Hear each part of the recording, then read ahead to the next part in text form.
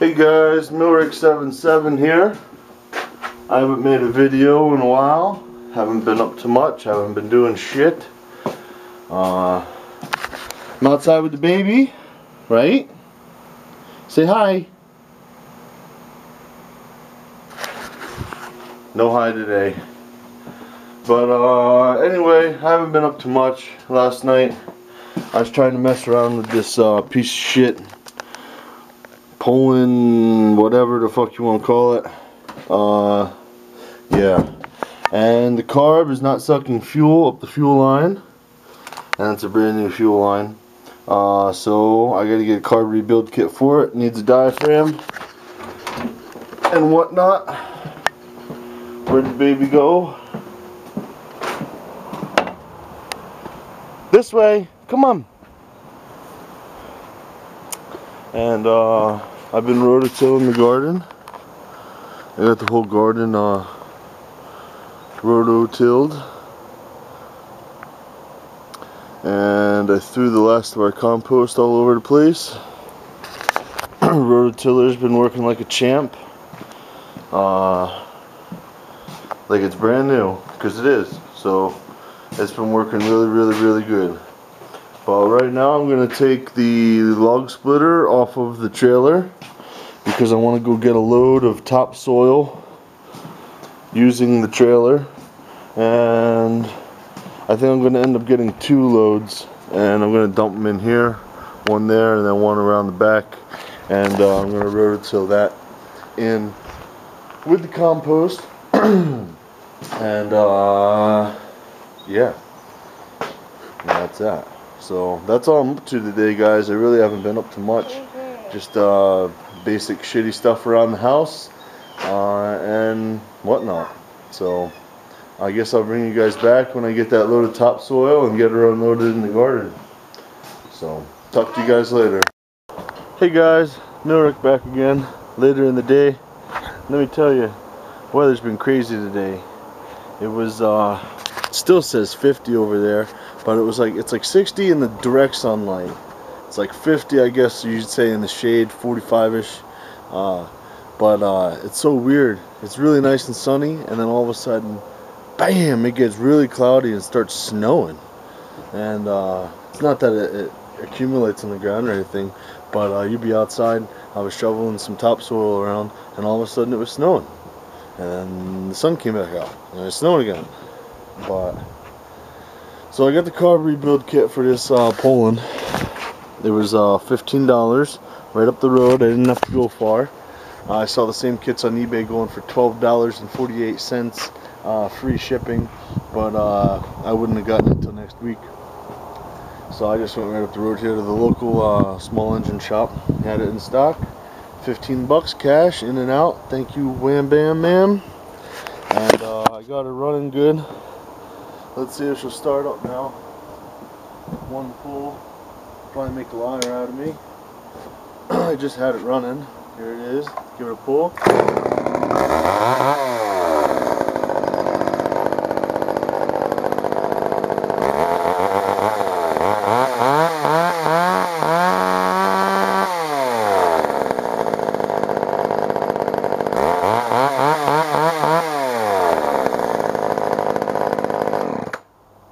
Got a decent chain on it. I'll show you guys. Oops. Oh, shaky camera. Sorry about that, guys. It's got a nice chain on it. Of course, my camera won't focus on it anyway, but it's got a good chain on it. Plenty of teeth left, and it's pretty sharp too. Actually, I was just cutting some stuff with it. I don't think I did a video on this chainsaw, but it's a Poland Micro, I don't know my Roman numerals, Counter Vibe. I don't know how many cc's it is. I looked it up when I first got it. I want to say it's around 32 cc's or something like that. But I don't think I did a video on this little saw. I got this off of Craigslist before winter, I believe, or maybe in December, I don't remember. I got it off Craigslist for $15, and it would start up and run when I bought it. But you would have to have the choke at like halfway, and it idled super duper duper high because somebody turned the idle all the way up to keep it running. And yeah, so I just figured it needed a carb cleaning. I took the carburetor off of it, took the carb apart and cleaned it, put it back together and put it on there, and I could pull and pull and pull and pull and pull and pull, and it wouldn't run. And I was like, fuck, it's a pulling, it's a piece of shit, I got fucked, I don't know. And it had a good gas line on it, but I changed it anyway because I couldn't see the fuel going through the fuel line, and it would run when I would spray some fucking throttle body cleaner in the carb. So I knew it was a running saw, and I put it away. I was fucking, my arm hurt, I had too much stuff going on, I had cars in the garage I was working on, and I just didn't feel like working on it. So I put it upstairs and I forgot about it, and I pulled it out yesterday, and I started fucking with it again, and I ripped the fuel line off of it even though it didn't need it, and lo and behold, it was not sucking fuel whatsoever. So I guess the little flappers that go over top of the tiny little holes in the carburetor weren't sitting flat against the carburetor, so they weren't really acting as a check valve for vacuum. So I decided, alright, fuck it, I'm gonna get a carb kit. Now she fires right up. Let's see if she'll fire up again. It better. It better fire up again.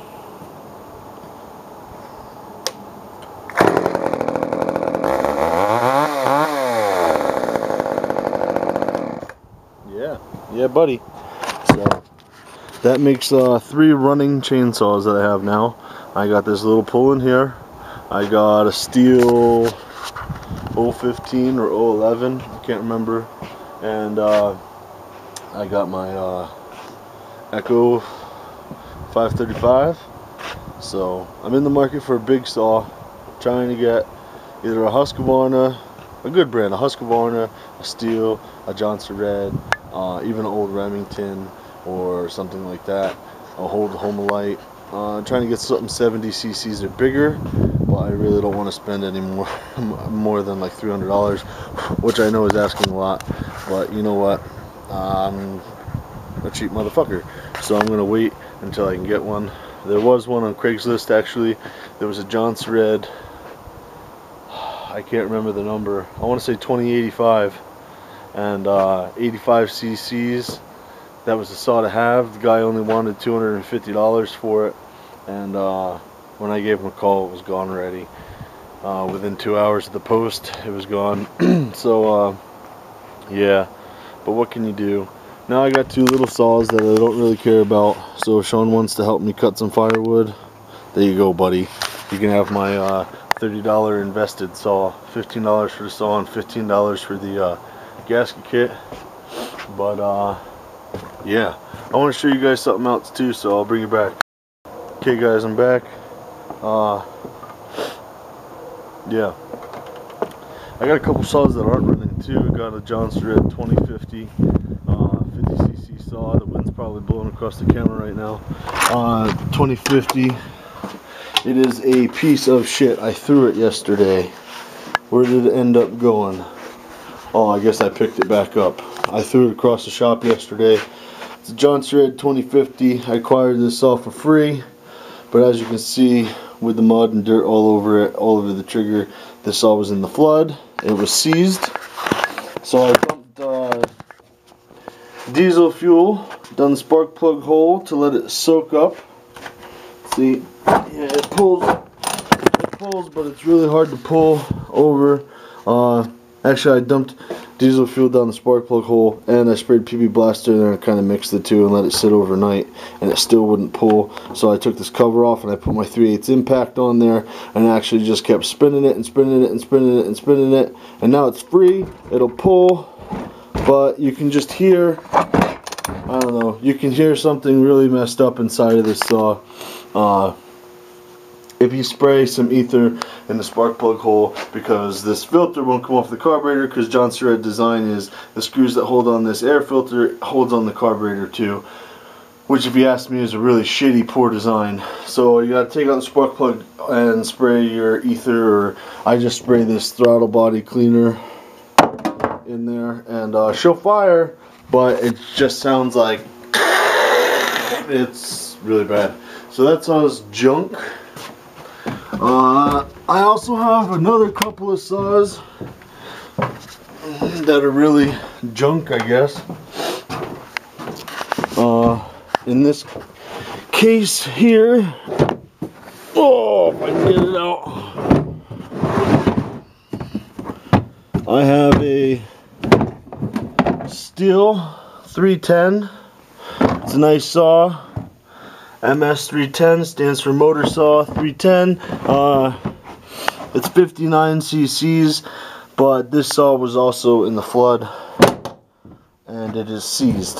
So that is pretty much junk. And if you look back here, there's an old yellow case. That is a Poland, I believe Eager Beaver,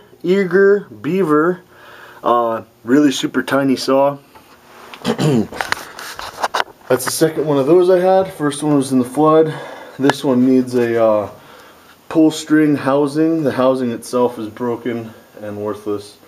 I fucked with that saw for quite a few hours. Couldn't get it to do nothing. It'll run, but I can't get it pulled because the pull thing's broke. So if anybody has an Eager Beaver that they have laying around and they want to get rid of the housing off of it, or hell, even the whole saw, let me know. I know they're not worth a whole lot of money, and a lot of people just have them kicking around. The first one I got for $5, and I think this one I got with the case for $10. Yeah. But I wanted one of those little Eager Beavers because it's really like a one-hand man saw. Like, you can do everything with one hand. You start it, and it's so tiny, like you could just do whatever you want with. So it's perfect for reaching out on a ladder with one hand and trying to cut stuff, or really small little things, or kindling. And yeah, there's my Echo. You guys have seen that. And here's my little Stihl. It's an 011. That really needs a carb rebuild kit as well. Actually, it's probably the same kit as I just bought for that Poland. But it will start up and it will run. It just, you got to run it like half choke. You know, it's normal symptoms. So maybe someday I'll get a carb kit for that and throw it in there. But let me get down out of here. I had a question for you guys, because I don't know. I don't normally buy this stuff. But I went up the road to Pennycoff and I got my topsoil for the garden. This is my second load. Kind of argued with them a little bit on the first load, but like I said, I don't know, because I don't normally buy this stuff. I'm pretty sure Velvet Hammer will know, and there's a couple other you guys that would know. Here's my trailer. It's 4 foot by 6 foot. Is that half a yard? Is that half a yard of soil? I'm not sure.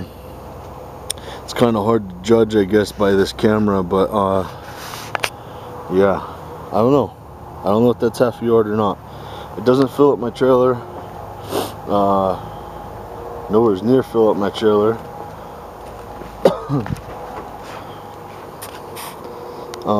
The first time I was like, "That's it, bud?" He's like, "Yeah, that's half a yard." Blah blah blah blah. I was like, "Oh, whatever. I guess I don't know." So, but it's only right up the road, and he charged me $13 for half a yard.